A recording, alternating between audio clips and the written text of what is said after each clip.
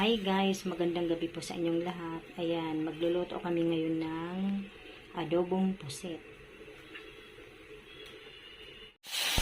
Ayan guys, nilagay na ni Ate Linda yung kamatis, sibuyas, bawang. Sabay-sabay na yun.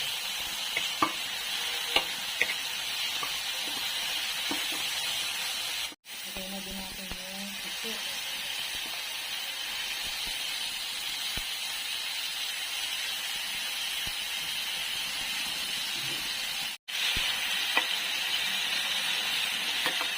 Haluin mo naman ito. Ipatakpan mo.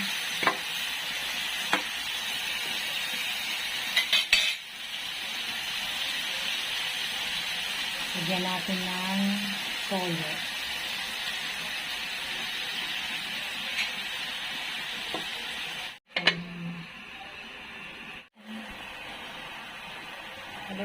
Haluin mo na kayo. Lagay mo na yung magic sarap.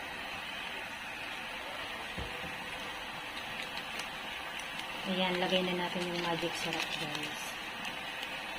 Ayan, lagyan mo na ng asin. Haluin mo.